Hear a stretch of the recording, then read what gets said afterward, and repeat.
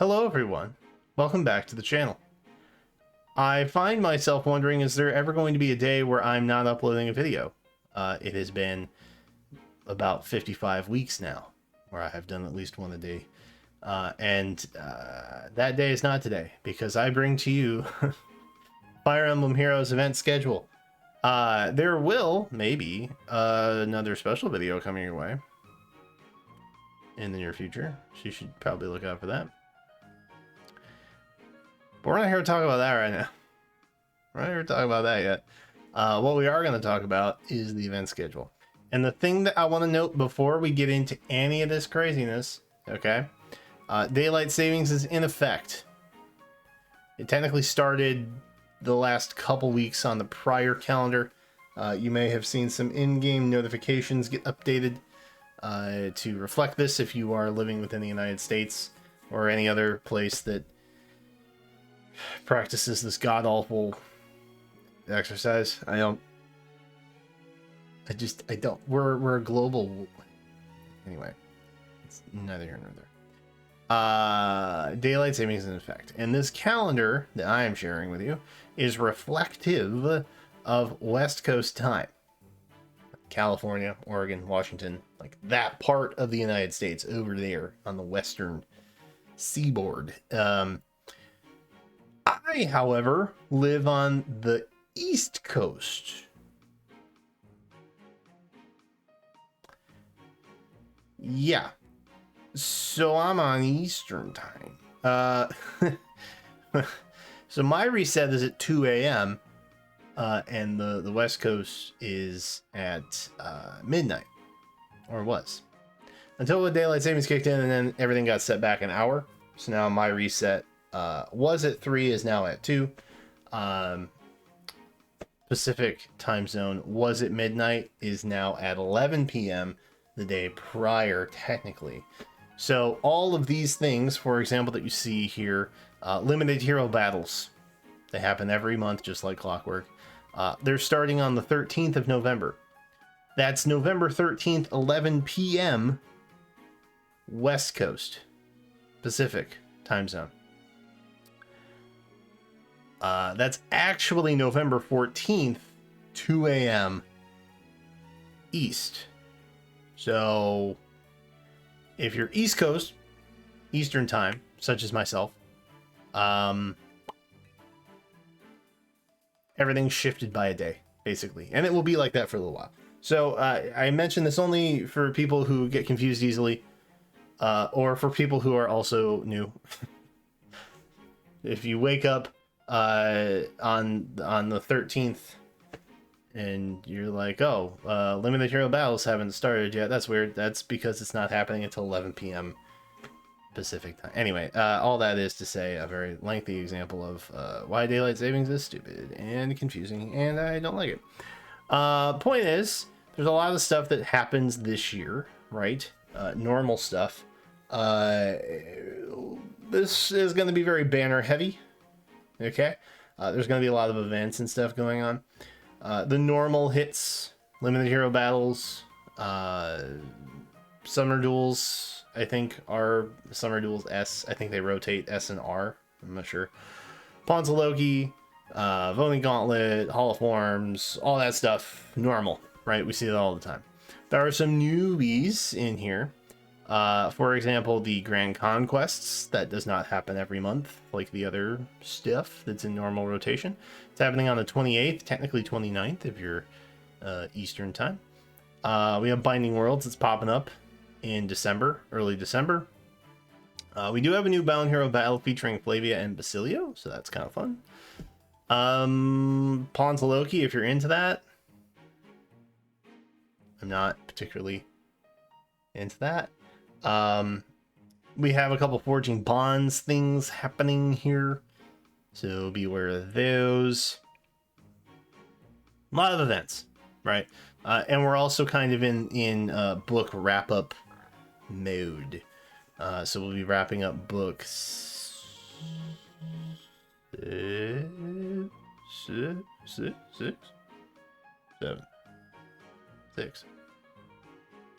6.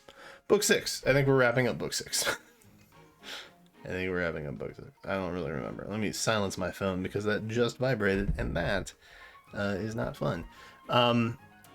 So we're wrapping up the book. We'll have a new book start kind of like in December. It will get a little bit ghostly towards the end of November. It typically does. I wonder if there will be something happening at the end of November to bridge the gap into December that you could use to entertain your time with. Say on the 25th.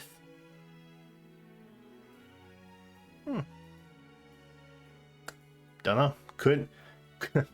Couldn't know. You might soon, though. That's enough foreshadowing for now. Login bonuses, right? Quests, all that good stuff. A lot of banners, as I mentioned earlier. We do have a Legendary Mythic Hero remix this month. We know pretty much who's on it. It was fairly stacked. I did a hero tracker video earlier in the month. You can check that out if you are curioso about that. We are going to be having a double special heroes summoning event. We don't necessarily know who's on that, but yours truly, once again, put out a video predicting and kind of showing who is likely to be on it, if not very close to being on it. So you can check that video out as well. I think that went up earlier this week, actually.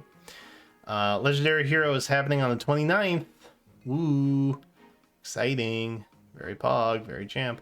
There's a good shot that it will be more than one. For a couple years now, we've had 2 legendary mythic things happening in November. At least last year that I can remember. And there's 2 red spots open. And there's a lot of red book legend mythic type heroes in the current book that we're ending, so. A lot of stuff could happen there. Everything wants your orbs this month. That's the general takeaway. New heroes are happening on the 17th, technically the 18th for me. So, you know, corresponding, forging bonds, all that stuff. Don't necessarily know what we're going to get, but if the current Tempest Trials is anything to remind us, then I think we're probably getting an Arcane Axe this month, which is dope, because I want to give that to Titania, because I think that would be swell, and that would make me happy. Especially now that Har has a pretty decent preferred weapon, which I love that. No axe for him, he keeps his own. I think that's probably everything worth mentioning for the most part. Let's pop over to, what do we look at that? Solo skills and moonbow skills. So a lot of options here, and again, the actual solo / moonbow that you would be summoning for are probably going to be stacked alongside a bunch of other really good skills. Maybe not so much the solos, but definitely moonbow. Like, everybody and their mother has moonbow. Okay, it's usually getting other passives,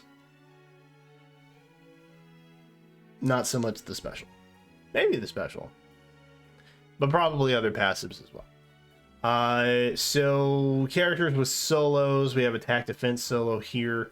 Edelgard is an option. Melody is an option. Edelgard notably does not have 4, so I think probably you'll see characters with 4 over characters with just 3, like Percival. So your Melodies, your female Fallen Morgans, your Shinon, those guys. Strong possibilities. We have attack res solo.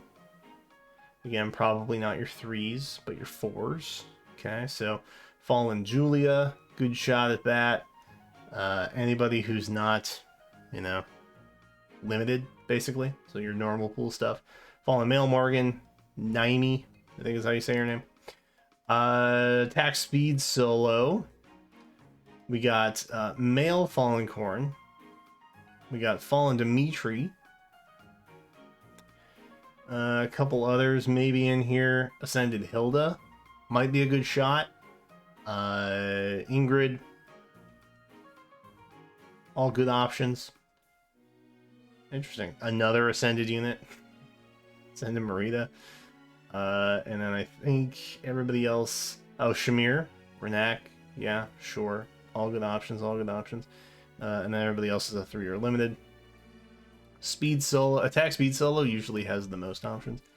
Diesel, whom Pity broke me not but too long ago, in an off-screen poll. We got defense res solo for him. That's pretty much the only option. So if they do defense res solo, they gotta go with him.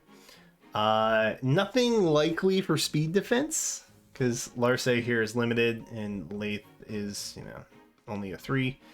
And then speed res has Nyx as an option, so we may see her again.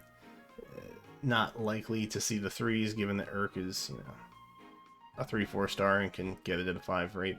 So, a couple options there. The Moonbow.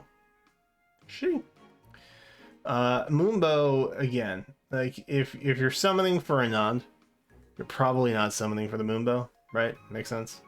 That is the theme.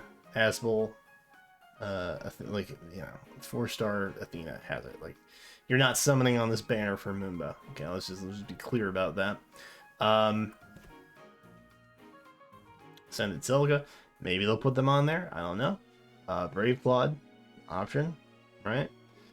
Again, pretty much anybody on this list who is not a limited hero has a shot at getting on there. A lot more Ascended heroes. Very interesting. Gatry. Yeah, because we all know we're summoning Gatry to fodder him for a Moonbow. So yeah, there were a couple options. Significantly more in the Moonbow range, because again, it's just how it doesn't stop. It doesn't stop. So a lot of options there. I feel as though it will be a good banners overall. Solo skills kind of feel budget to me at this point.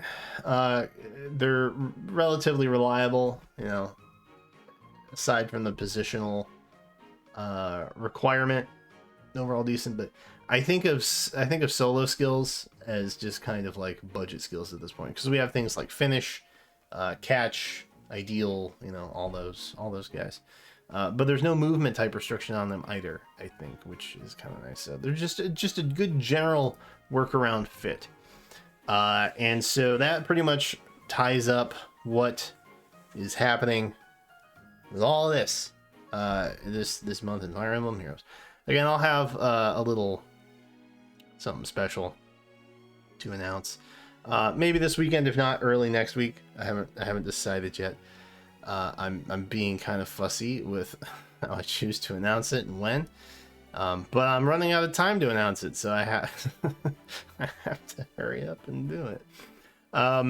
So yeah, that's that. If you want to keep up to date, be sure to subscribe to the channel.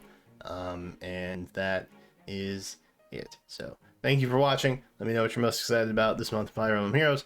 And until then, I will catch you next time.